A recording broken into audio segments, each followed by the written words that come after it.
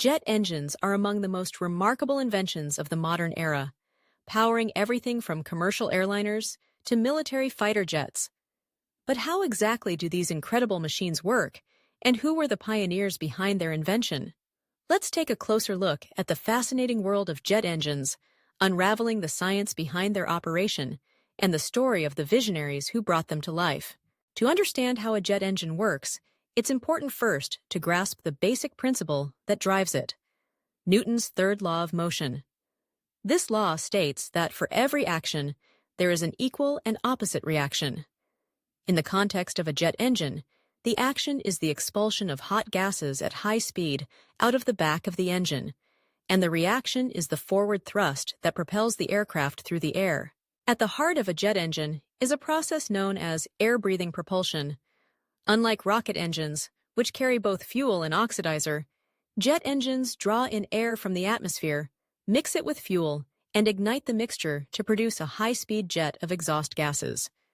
This process can be broken down into four main stages: intake, compression, combustion, and exhaust. The journey begins at the front of the engine, where a spinning fan draws in large quantities of air. This air is then channeled into a series of compressors, rows of blades that squeeze the air into a much smaller volume, increasing its pressure and temperature. Compressing the air is essential because it allows for more efficient combustion in the next stage. After compression, the high-pressure air enters the combustion chamber. Here, fuel, usually a refined form of kerosene, is injected and mixed with the air. The mixture is then ignited, creating a powerful explosion that dramatically increases the temperature and energy of the gases. As these hot gases expand, they rush out of the combustion chamber at tremendous speeds. But before the gases exit the engine, they pass through a turbine. The turbine consists of several sets of blades connected to the same shaft as the compressor at the front of the engine. As the high-energy gases flow through the turbine, they cause it to spin, which in turn drives the compressor and the fan at the front. This ingenious design creates a self-sustaining cycle. The engine uses some of the energy from the exhaust gases to keep itself running. Finally, the remaining hot gases are expelled out of the back of the engine through a nozzle. As they shoot out at high speed, they generate thrust, the force that propels the aircraft forward. The faster and more efficiently the engine can accelerate these gases, the more thrust it produces. There are several types of jet engines, each optimized for different purposes. The most common is the turbojet, which is the simplest form, relying entirely on the principles just described. Turbofans, which are widely used in commercial airliners, add a large fan at the front that moves additional air around the outside of the engine core, making them quieter and more fuel efficient. Other variants include turboprops, which drive a propeller using a turbine, and ramjets or scramjets, which are designed for extremely high-speed flight and operate without moving parts. Now that we understand how jet engines work, who were the brilliant minds responsible for their invention? The story of the jet engine is one of parallel discovery and innovation, taking place during a time of rapid technological advancement in the early 20th century. The first person to conceive of the modern jet engine was Sir Frank Whittle, a British Royal Air Force officer and engineer. In 1928, Whittle submitted his first patent for a turbojet engine, envisioning a new way to propel aircraft faster and higher than ever before. Despite initial skepticism and limited funding, Whittle persisted, refining his designs and building working prototypes throughout the 1930s. Meanwhile, across Europe, a German engineer named Hans von Ohain was independently developing his own version of the jet engine.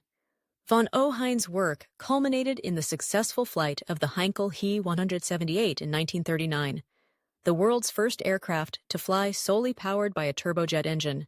This historic event marked the dawn of the jet age, forever changing the landscape of aviation.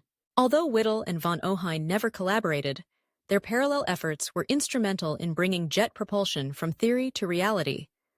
Both men faced immense technical challenges, from developing materials that could withstand the extreme temperatures inside the engine, to creating reliable compressors and turbines. Their perseverance and ingenuity laid the foundation for the powerful, efficient engines that drive modern aircraft. The impact of the jet engine was immediate and profound. During World War II, jet-powered aircraft like the German Messerschmitt Me 262 and the British Gloster Meteor demonstrated unprecedented speed and performance, signaling a new era in military aviation. In the decades that followed, jet engines revolutionized commercial air travel, shrinking the world by making long-distance flights faster, safer, and more accessible than ever before.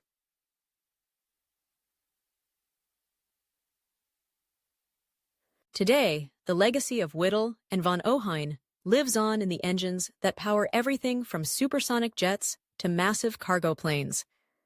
Modern jet engines are marvels of engineering, featuring advanced materials, computer-controlled systems, and sophisticated aerodynamics.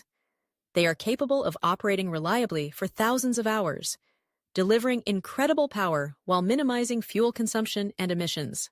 The journey of the jet engine is a testament to human curiosity, determination, and the relentless pursuit of progress.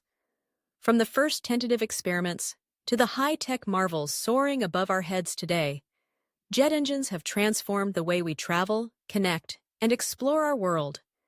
And as engineers continue to push the boundaries of what's possible, the future of jet propulsion promises to be even more exciting, ushering in new generations of cleaner, faster, and more efficient engines that will shape the skies for decades to come.